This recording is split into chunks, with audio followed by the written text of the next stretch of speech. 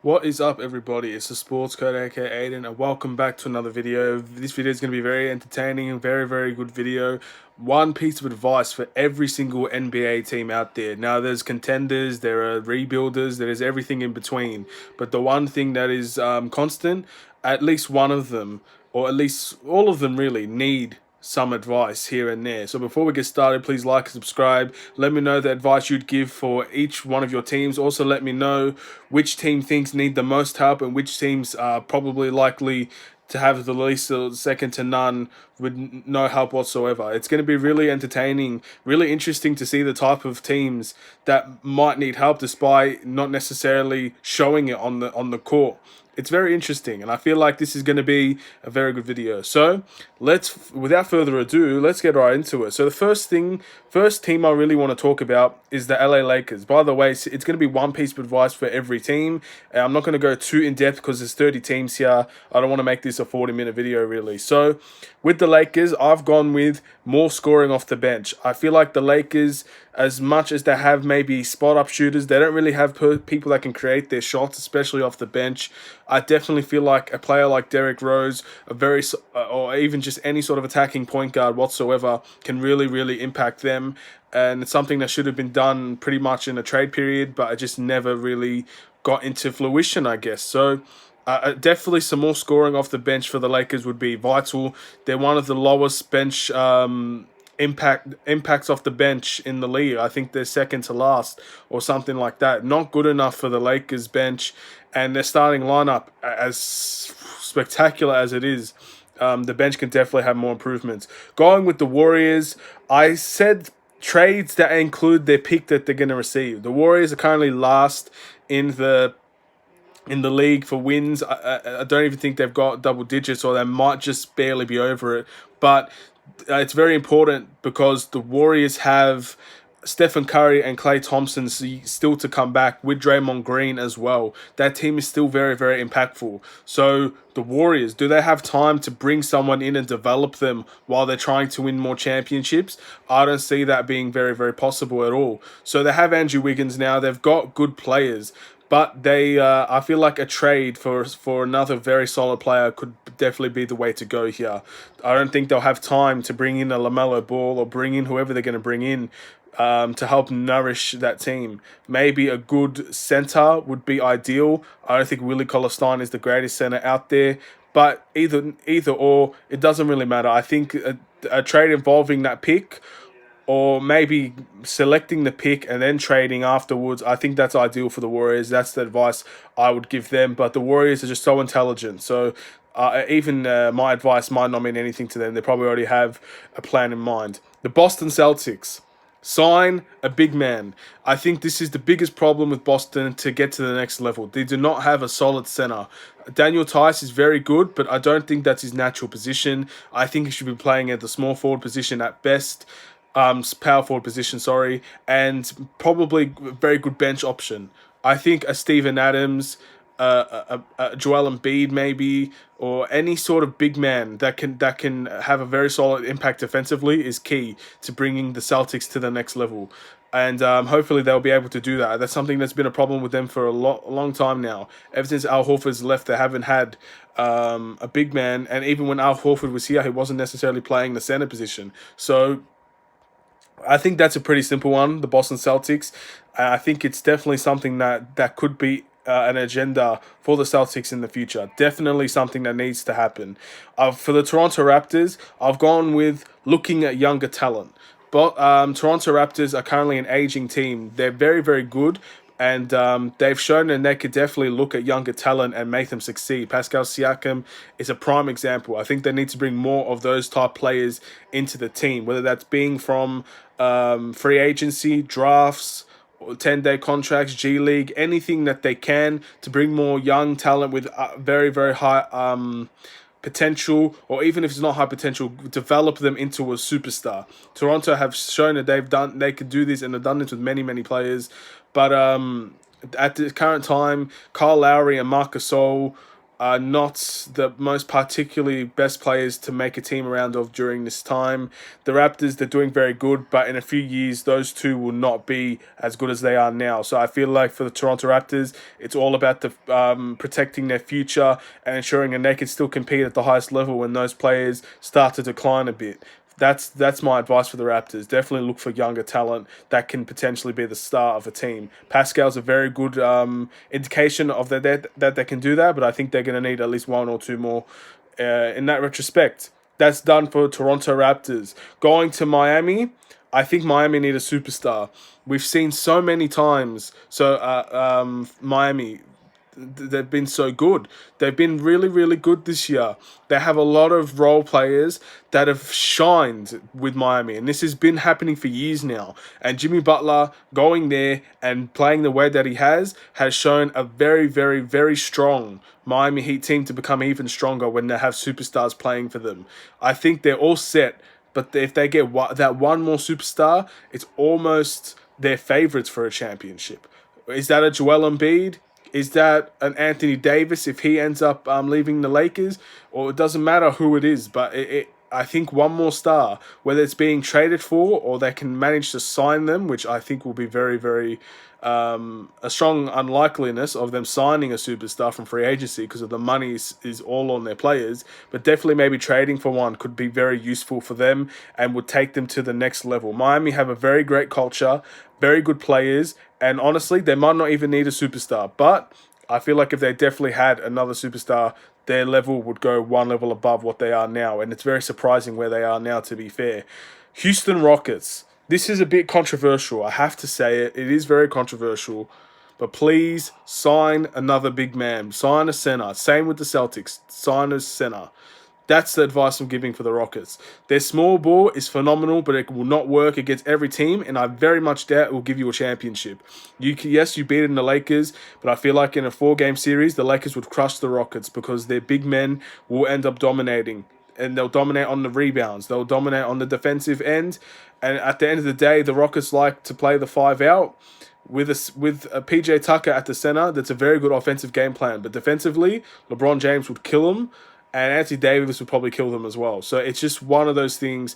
It works some nights, but it won't work every night. So I think just for a safety plan, Tyson Chandler, I believe, is still on the Rockets. He's a good shout for a center, but he's aging as well. It's time to get a good center. Clint Capella trade, it was very surprising, and for me, it wasn't necessary, but they've obviously have a plan here, so at least get someone as a backup center that can come in if anything happens, or it's just getting really, really bad out there for the Rockets.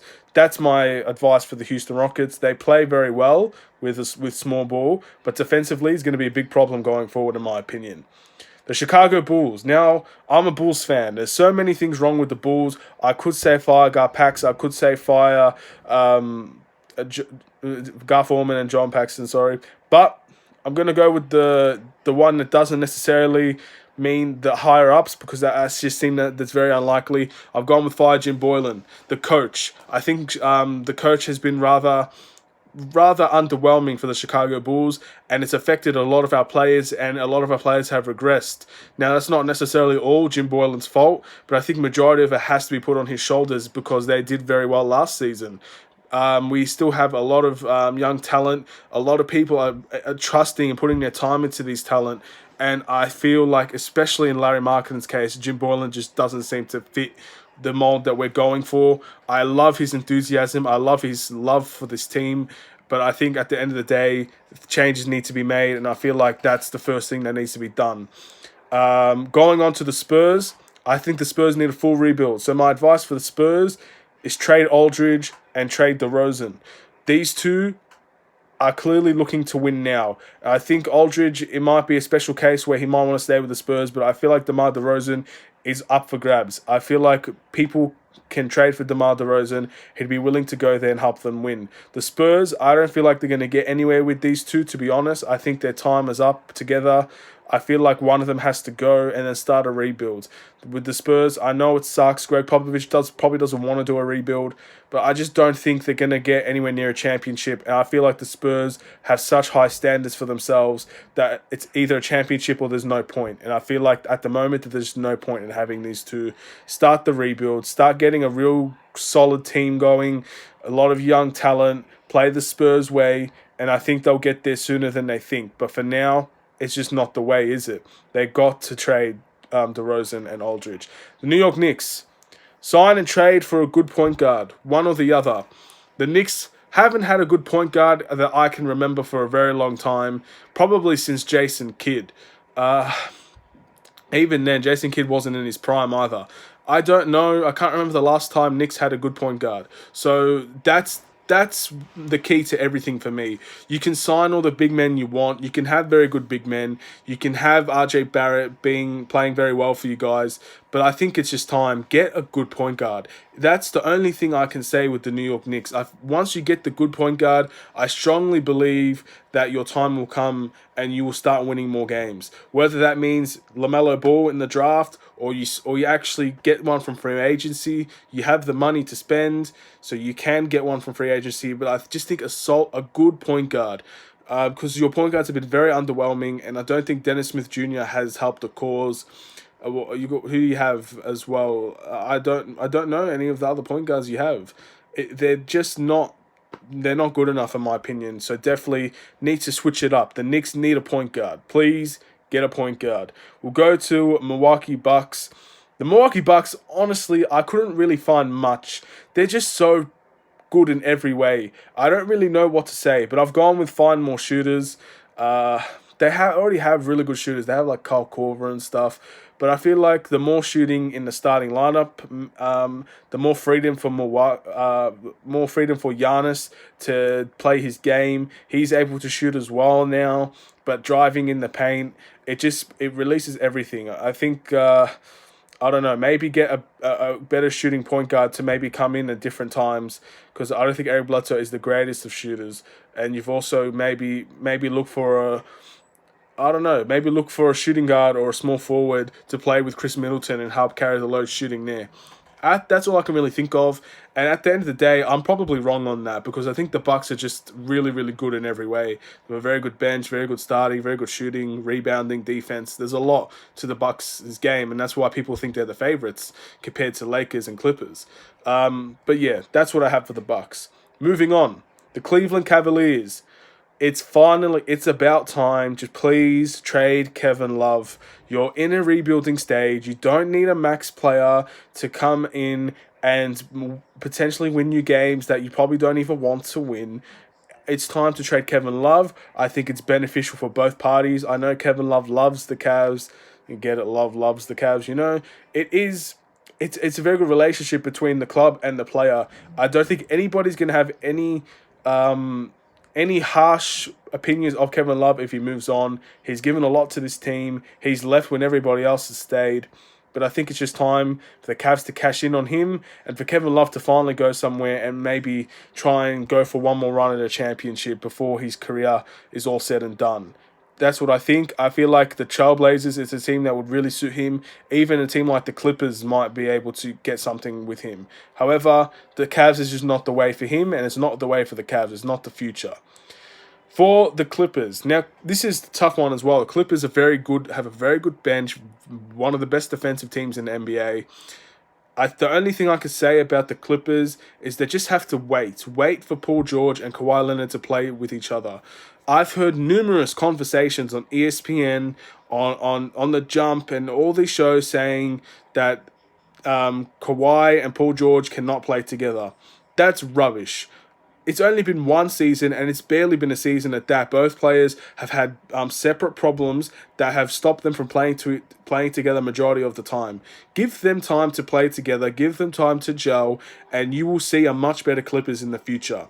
Guaranteed. People are saying they're not going to win a championship. In my eyes, they're still one of the favorites, if not the favorite, to make it out of the West, just because if they can end up gelling at the right time, they're much more dangerous, in my opinion, than the Lakers, just because of their bench alone. So that's what I have to say for the Clippers fans. Just wait for them to gel, and your success will come.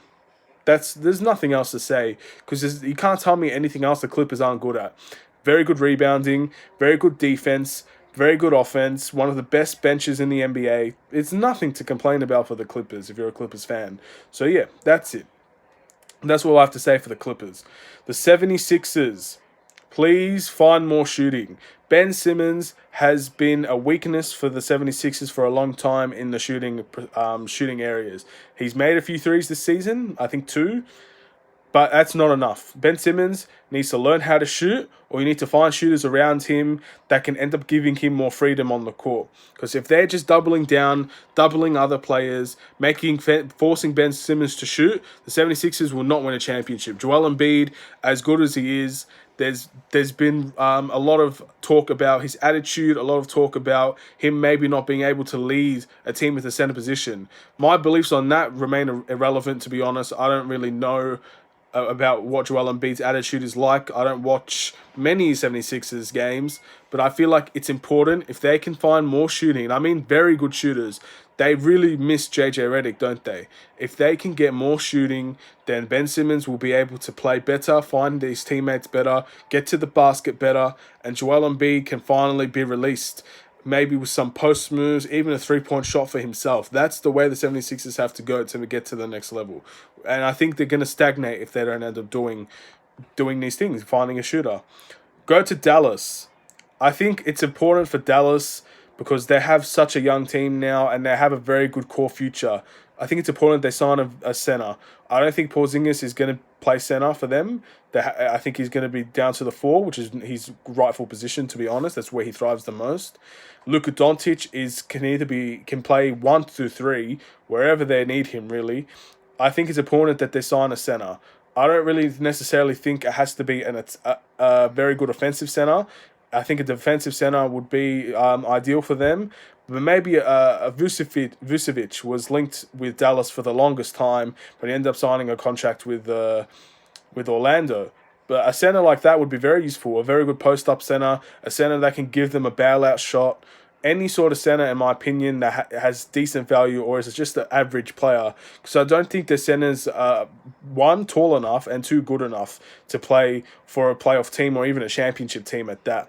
And that's what Dallas is clearly aiming for with the likes of Luka and Porzingis. They clearly want a championship. They clearly want to get to that level, and I think they need a center to do so. It's going to be very hard to do, but I feel like that's the next step for the Dallas Mavericks. Sign a center, and you will play much better. With the Jazz, this one again, for me, because I don't know much about the Jazz. I don't watch a lot of the Jazz, but I think their bench needs to be better. I don't really know many players on their bench, but I feel like their bench is productive in their system. I just think if they found better players for that bench, they would thrive a lot more. I know people are saying Mike Conley has been trash since he's come, and that could be an advice for them. Maybe get rid of Mike Conley. But I feel like you need to give him a chance after the season. It's not fair to only give him half a season and say, all right, he's not good enough. He hasn't had much time to implement his game for the Jazz, but they've been very good defensively with him there. And I think their bench is the way they need to improve, 100%. They got very good shooting. They're one of the better shooting teams. They obviously have a defensive player of the year every year with Rudy Gobert, Donovan Mitchell being a star.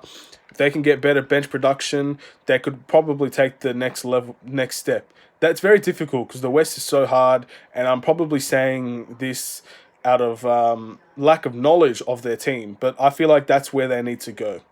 OKC fans, OKC, the organization, Oklahoma, it's time to decide your future. That's my advice to you. Decide on what you want to do. Because right now you're in the middle. You're having a very good season for what many people are predicting you to be. But what do you want? Do you want to be a rebuilding team and start that process now? Or do you want to try and get to the next level and make the playoffs and be in the contention with the Lakers and the Clippers? I think for many people that's where they'd want, but I think obviously that's the harder option. If they're looking for a rebuild and they don't believe their team is good enough to make that level, it's time to trade some players. Trade Gallinari, trade Chris Paul, keep Shai Gilgeous-Alexander as your big piece, and start the rebuild. Trade Steven Adams. If you're looking for a super team or a team that can compete at a championship level, you're going to have some serious off-season trades and signings that can bring that team to a lot better. They've already been very good. They've been the sleeper team for many, many people. But decide on the future. What do you want? OKC, what do you want to do? And once you figure that out, then the rest will come. I truly believe that. Next, the Brooklyn Nets. Brooklyn, it's simple. Wait for Kevin Durant and wait for Kyrie Irving. We've seen Kyrie Irving play already in the Brooklyn Nets uniform. Wait for Kevin Durant. Your team will be a championship team. Don't worry. Your team is already so stacked. Way before Kyrie Irving and Kevin Durant joined, you got rid of very few players and you brought in two superstars. Your team is ready. Your team is ready. Wait next season, and your team will be exactly where it needs to be. Arguably the top three teams in the NBA, in my opinion, if you're looking at it by their roster, the way they play, their defense, their bench. It's everything on that team you can have. And that's a team that I'm very excited to see in the future. That's my advice. Just wait. Be patient. You will see. Detroit Pistons. Trade Blake Griffin. That's my advice. It's time to trade Blake Griffin. It's time to move on from the big three that you had with Andre Drummond, Derrick Rose, and Blake Griffin. It clearly didn't work. It just wasn't gelling for whatever reason. Blake Griffin had numerous injuries. Andre Drummond has regressed a lot in the last 2 years, and Derrick Rose cannot do it on his own. And he was started off as a bench option for this team, so it's just not good enough. Trade Blake Griffin, start your rebuild. Blake Griffin clearly has the most value on that team. I think you can get away with keeping Derrick Rose and Reggie Jackson for a rebuild, but I feel like Blake Griffin is the one that has to go the most. That's my advice, honestly, for the Pistons. It's time to move on from Blake Griffin. The New Orleans Pelicans, keep Zion healthy. We've already seen 3 injuries with Zion. 3 injuries that have potentially stunted his growth. Now, you would never know that by how he's played. He's played phenomenal for the New Orleans Pelicans. But that's not going to last long if they can't keep him healthy. He clearly has a lot of weight on him, and he needs to lose that, as do most people in this world, to be fair. So we can't just say that. But for the New Orleans Pelicans, it's definitely time to maybe play it safe with him. Keep him healthy. Maybe load manage him until he's really, really ready and he feels healthier to play every game. I know that's something that I shouldn't really say because he's so young and he should be playing every game. But I don't want to see a 4th injury to Zion. I really don't. I think that would suck. And it's really going to affect him in the future. So it has to be one of those things where they need to play it safe. That's what I'm going to say for the Pelicans. By all means, let the man shine, but there has to be times where it's like, okay, if he's feeling pain, rest him. If he's feeling aggravated, rest him. Let him play at his peak. Let him play when he's fully healthy. There's no pain. It's an attitude problem as well. A lot of people, even if they're hurt, they'd want to play. And that's a true character to be a player like that. But sometimes safety is key. Keep the guy safe. Keep him healthy. Portland Trailblazers. I think it's time for a rebuild. I really think for the Portland Trailblazers, it's time for the rebuild. I feel like they've had the same team a lot of the time. I know that their team, on paper, is one of the best teams in the NBA. Damian Lillard, CJ McCollum, Carmelo Anthony, got Hassan Whiteside, Nurkic. There's a lot on that team. But I think year after year, they end up winning a playoff series and then they're gone. They haven't really made it to a point where people believe in them. And I feel like maybe it is time for the rebuild. I think that's my advice for them. Maybe it's just time for a rebuild. Trade McCollum. Trade Damian. I know it's not a popular opinion, but maybe it's just time for them. So let me know what you guys think about that one. Portland Trailblazers, it's a difficult one. If I had to give them any other advice, because I feel like that's pretty much a cop-out, to be honest, I would say you probably need more shooting off your bench. You have very good shooting in the starting lineup. I believe Alan Crabb still plays for you guys. If not, I'll apologize for that. But you need more scoring off your bench, and you need more impact players, to be honest. Because once Damian Lillard and CJ McCollum go to the bench, I think teams really, really have a good time with the Portland Trailblazers. That's just me. It's a team effort, and I think more players need to step up on that team, to be fair. Not necessarily better players, but I think more people need to step up. CJ McCollum's a prime example of a player stepping up, and look where he is now. He's one of the best players on that team. Denver, one of those teams where I really don't have much. Better coaching system, maybe. I feel like all they do is play the pick and roll and play with Nikola Jokic as the star. Maybe they need more variety in their system.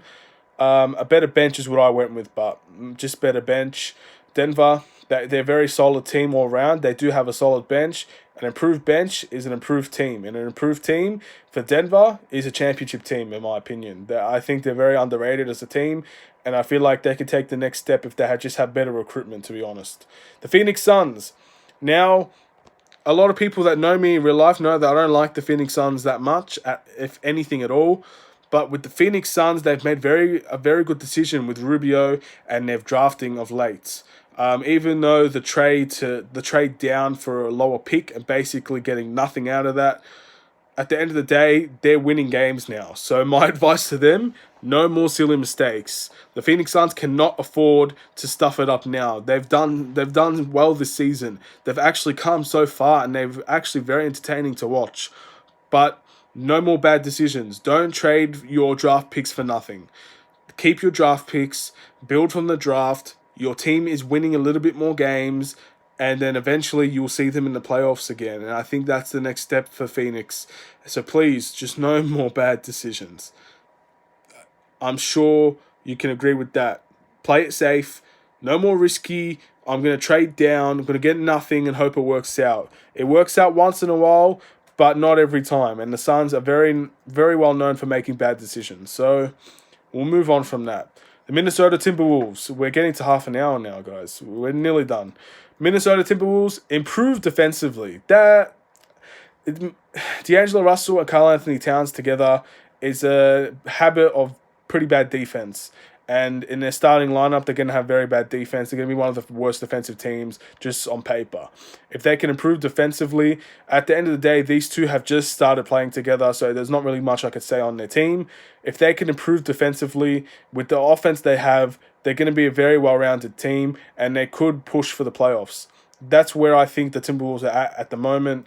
They are much better, in my opinion, this year with D'Angelo Russell than they were with Jeff Teague and Derrick Rose and Covington and all of them, and Andrew Wiggins. I think they are in a better situation, but they need to improve defensively to make the next step. The Atlanta Hawks. Get some help for Trae Young, please. Get better players for Trae Young. I wrote get better scorers, but I think it's more than that. They need better defenders, better players for Trae Young. They've headed in the right direction by drafting a player like that. He's the future of the NBA. I've said it in a previous video with Luka and Trae Young. He's the future of the NBA, but if you don't give him help, he cannot thrive and he cannot reach his full potential. It's simple as that. Get him more help, and you will see Trae Young shine for your team. And then a real topic of discussion for who's better between Luka and Trae Young can actually be taken place. If you can help Trae Young with a better team and they can make the playoffs, we can see Trae Young shine. I want to see Trae Young in the playoffs. I want to see how he performs. That's the next step, in my opinion, for him. We've already seen how good he is in the regular season. It's time for the playoffs. Get him a better team, and you will hopefully see the best out of Trae Young. The Kings, Sacramento Kings. This is a big problem because this, from my opinion, is almost just as bad as the Bulls organization. The Kings have no stability, and I don't think the Sacramento Kings know what they want. They fired their head coach. It seems like the owner wants something different every year. There's no franchise stability in that team. It's been going ever since the DeMarcus Cousins days. There's no stability. There's no real idea of what they want, and there's no real progression. There hasn't been a progression for a long time with the Sacramento Kings. Why is that? I think that's what Sacramento need to focus on. Trying to get stability with one step at a time here. Maybe get a coach and actually keep that coach if they're performing well. If just because they have one bad stretch doesn't mean you need to fire them. Keep the coach, keep the players intact, keep the players happy. You might see some stability. You got De'Aaron Fox and Buddy Hield. You got good players there. Just keep them happy. Keep the stability up there. and you might see a more consistent Sacramento Kings that might actually want reach the playoffs sometimes. They were very close this year, and then they fired their head coach, and now they're what, second last? Not good enough. And I think the owners and the actual their whole franchise structure needs to change. That's the Sacramento Kings. Same thing with the New Orleans Hornets. I feel like their structure needs to change as well. I don't feel like they've gotten many. They haven't made much improvement since I've watched, to be honest. And why is that? Apparently, Michael Jordan is one of the worst owners in NBA. I don't know anything about that. If that's true, I'm not really sure. And they haven't made much progress in terms of signings. I mean, Kemba Walker was a good one, but there's not been real much. The signing of Dwight Howard didn't work out. Michael Gilchrist is still on the team. Like, there's just a lot of players. I feel like they're coasting. They're not really the worst team, but they're definitely not the best, and they're definitely not getting anywhere near a championship or the playoffs. I see that being a very long thing for the Hornets. So they need to change the structure, and they need to build from the draft again. Once again, they're in the rebuilding stage, and they need to build from the draft. The Memphis Grizzlies. Give Ja Morant whatever he wants. That's my advice. Similar with Trae Young. Make the team around him, give him whatever he wants. If he wants a shooter, you get him a shooter. He wants a rebounder, you get him a rebounder. Whatever he wants, you need to provide for him. Make him happy, and you will see Ja Morant flourish. You will see Memphis Grizzlies finally get back to the playoffs. Completely different team than their last team that made the playoffs, but a very young, very good team. And I think Andre Iguodala leaving is a sign that Ja Morant has much ambition and would make changes to that team if something wasn't right. He was definitely a big part, in my opinion, of him leaving, and he said he wants to play Iggy to see how good the Memphis Grizzlies really are against them. Very strong character. It's clear and obvious. He's a very strong character, but it's time to give him what he wants. Every year by year, if you can get solid progression, give give Ja Morant everything he wants. Give him the players that he wants, the different types of players, the way that they want to play, and I think everything will be just fine for the Memphis Grizzlies. Three more teams now. The Washington Wizards. I know I'm meant to give one piece of advice here, but I guess two players, two trades, I guess it's two pieces of advice. Trade John Wall, trade Bradley Beal. Time to rebuild. Clearly, this partnership has not worked out.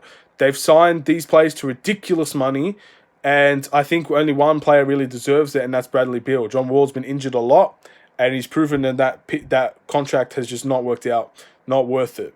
There is a team that might pull the trigger for John Wall and would get that amount of money to improve their team. Knicks might be a team in particular that I'm looking at here.